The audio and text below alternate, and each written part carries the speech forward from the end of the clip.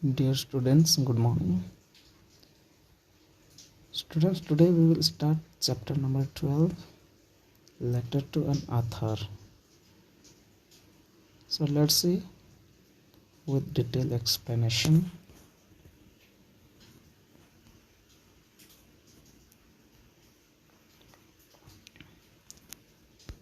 Okay. Faith Ringgold was an African American artist. In this story, there is a woman. Her name was an African American artist. इस कहानी में एक faith रिंगोल्ड नाम की एक African American artist है, कलाकार है. She printed lovely pictures on pieces of clothes. और वह बहुत ही प्यारा सा लवली से चित्र बनाती थी और उनका जो पेंटिंग होता था वो कपड़े के ऊपर होता था. Then she stitched this pieces together into shape of a quilt. इसके बाद वो जो सिलाई कढ़ाई का काम करते थे वो क्विल्ट में भी करते थे. मीन्स जो गद्दा होता था, जो रज़ाई होता था, उसमें भी वो विभिन्न प्रकार के चित्र बनाते थे, नक्काशी करते थे. हर पिक्चर्स मेड इंटरेस्टिंग स्टोरीज. और जो उनका स्टोरी होता था, उनका जो वो पिक्चर जो ड्राइंग करती थी उसमें कहानी छिपी हुई होते थे. Children love to read her stories.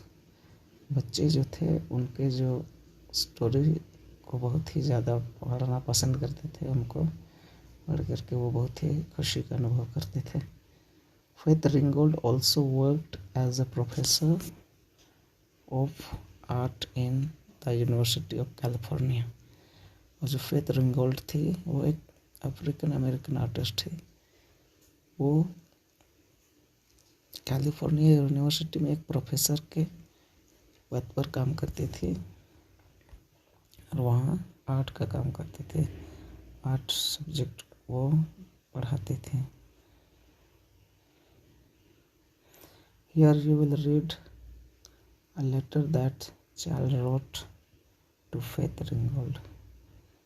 बच्चों, यहाँ पर आप देखेंगे कि फेथ रिंगोल्ड के नाम से एक बच्चे ने उसके लिए एक लेटर लिखा है. सो लेट्स सी.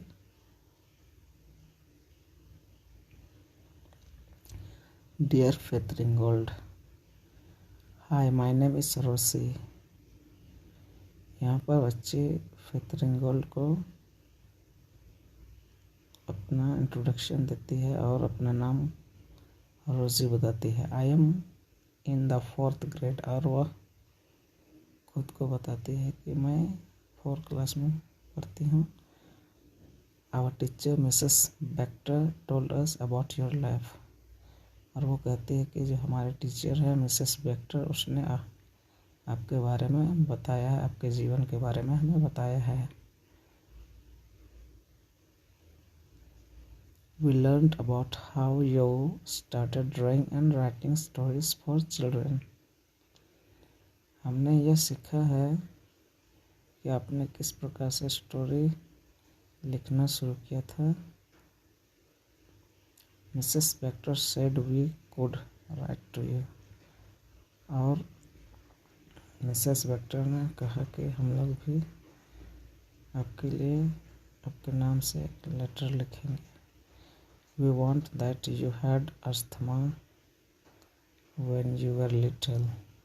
और हम यह भी जानते हैं, अर्थात मिसेस बेक्टर ने हमें यह भी बताया कि आप को एक बहुत ही असाध्य बीमारी अस्थमा बीमारी थे जब आप छोटी थी. Many times you couldn't go to school. और बहुत बार ऐसा होता था कि आप स्कूल नहीं जा पाती थी. You had to stay in bed. और बेड में रहने का कारण था कि जो फेथ रिंगोल्ड थे उनको अस्थमा की बीमारी था, जिसकी वजह से कभी कभी वो स्कूल जाने में असमर्थ हो जाती थी। Sometimes I am sick too, I can't go to school. कभी कभी मैं भी बीमार हो जाती हूँ और मैं स्कूल नहीं जा पाती हूँ। I like to draw and make things with cloth, just like you did. वो जो बच्चे इस लेटर को लिखे हैं वो अपने बारे में बताते हुए कह रहे कि मुझे भी आपके जैसे क्लॉथ में ड्राइंग करना बहुत ही पसंद है, बहुत ही अच्छा लगता है। Our teacher said your mom was a dressmaker. हमारे टीचर ने यह भी बताई हैं कि आपके जो मॉम हैं वो एक ड्रेस मेकर है, अर्थात वो एक ड्रेस डिज़ाइनर हैं। वो अलग अलग प्रकार के ड्रेस को बनाती हैं। She helped you learn to sew, और उसने आपको सिलाई करने, डिज़ाइन करने के लिए आपको सिखाई हैं। My mom says sewing bits of cloth together is called piecing और पैचिंग। और इस लेटर को जिस बच्ची ने लिखा है वो कहती है कि हमारी जो मॉम है, जो मम्मी है, वो कहती हैं कि जो सिलना और कढ़ाई करना दोनों ही एक साथ जब कपड़े पर काम किया जाता है उसे पिशिंग या पैचिंग कहा जाता है। Lots of people make quills this way, और इस तरीक़ा से बहुत सारे लोग क्विल्स बनाने के लिए इस मेथड का प्रयोग करते हैं, अर्थात पिशिंग या पैचिंग मेथड के द्वारा। कई ऐसे लोग हैं जो अपने कपड़े में या जो क्विल्स है, अर्थात जो रज़ाई है, गद्दा है, उस पर डिज़ाइन बनाने के लिए इस पिशिंग पैचिंग मेथड का प्रयोग करते हैं।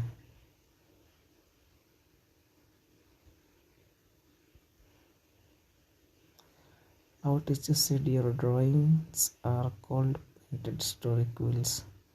और हमारे टीचर ने यह भी कही कि आपका जो ड्राइंग है, वो जो आप ड्राइंग करती हैं उसे पेंटेड स्टोरी, उस स्टोरी को क्विल्स में जो तकिया है, जो रज़ाई है उस पर बनाते हैं, इसलिए उसे पेंटेड स्टोरी क्विल्स कहा जाता है। I learned they are called टंकास also, और जो रज़ाई में जो स्टोरी पेंट किया जाता है उससे I learned they are called टंकास, उसको टंकास कहा जाता है। टंका मीन्स अ ड्राइंग और पेंटिंग ऑन क्लॉथ।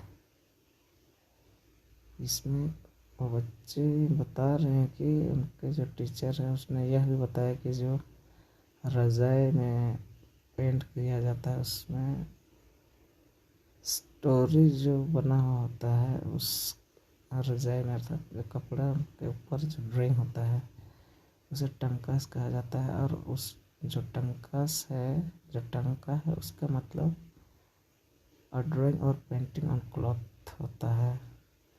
कहने का तात्पर्य यह है कि टंका का मतलब है कपड़े पर ड्राइंग करना, उस पर पेंट करना, उस पर अनेक प्रकार के कलाकारी करना, नक्काशी करना को ही टंका कहते हैं। It is so easy to carry your paintings, और उनका जो पेंटिंग्स है वह उसे एक जगह से दूसरी जगह ले जाने के लिए बहुत ही इजी है, बहुत ही आसान है। You can just roll them up and carry anywhere you like. उस पेंटिंग को कहीं भी ले जाने के लिए उसको जस्ट रोल किया जाता है। रोल मीन्स उसको मोड़ दिया जाता है और फिर उसे कहीं भी आसानी से ढो करके ले जाया जा सकता है। I really like to draw too. बच्चे जो इस स्टोरी को लिखे हैं वो कहते हैं कि I really like to draw too. उसे भी इस प्रकार का ड्राइंग करना, पेंटिंग करना बहुत ही पसंद है, बहुत ही अच्छा लगता है। I want to be a teacher when I grow up. और वह कहती हैं कि मैं भी बड़े होकर के एक टीचर बनना चाहती हूँ। I learned that you taught at a college.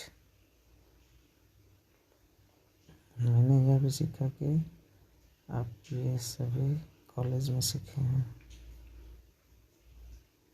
I want to be like you when I grow up. और मैं भी आप ही की तरह बनना चाहती हूँ, या फिर वो बच्ची भी फेथ रिंकल की तरह बनना पसंद करेगी जब वो बड़ा हो जाएगी। तो I have one of your books. मेरे पास आपका जितने भी बुक है उसमें से एक बुक है। It is named counting to tar beach. और उस जो बुक है, उस किताब का नाम है, उसका नाम काउंटिंग टू तार बीच है। जैसे कि आप उस बुक का यहाँ पर फोटो देख पा रहे हैं, काउंटिंग टू टार बीच लिखा हुआ है। यहाँ पर जो राइटर है इस बुक के, यहाँ फेथ रिंगोल लिखा हुआ है। I love the picture painted on its cover. मुझे उस बुक के ऊपर जो पिक्चर पेंटेड किया हुआ है उससे बहुत ही पसंद है। It is my favourite picture. और ये मेरा बहुत ही पसंदीदा पिक्चर है। If I lived in an apartment I would lie on a mattress on the roof and pretend to fly. If I lived मतलब है कि अगर मैं अपार्टमेंट में रहती तो मैं भी उस मैट्रेस में, जिस प्रकार से इस पिक्चर में दिया हुआ है उसी प्रकार से मैट्रेस में ले डाउन होकर के मैं रूप से फ्लाई करने के लिए कोशिश करती और वहाँ से उड़ती। Just like the girl in your story did. वो बच्चे भी उस स्टोरी में जिस प्रकार से आप लोग देख पा रहे होंगे इस बुक में, यहाँ पर जो कवर है उसमें एक बच्ची उड़ते हुए दिखाई गई है। वो भी ठीक उसी की तरह उड़ना चाहती है। Please write more stories about when you were a little girl.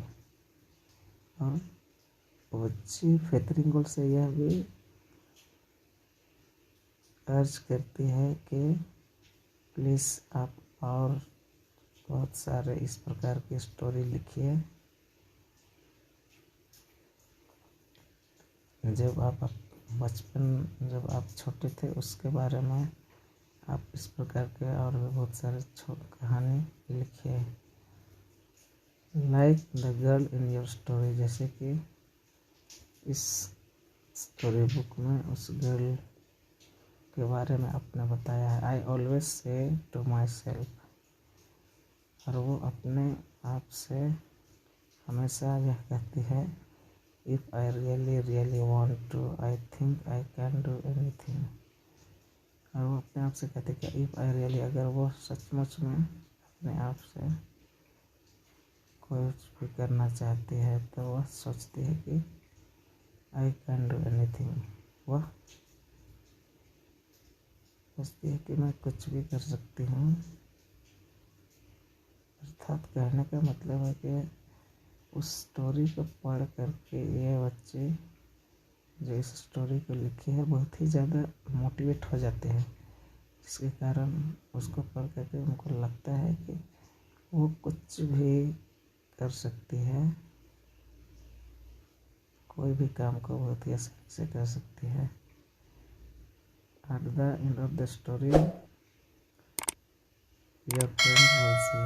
और वह स्टोरी के अंत में कहती है कि आपका जो इस लेटर को लिखने वाला है वो है Rosie. So dear students, on this way the chapter is over.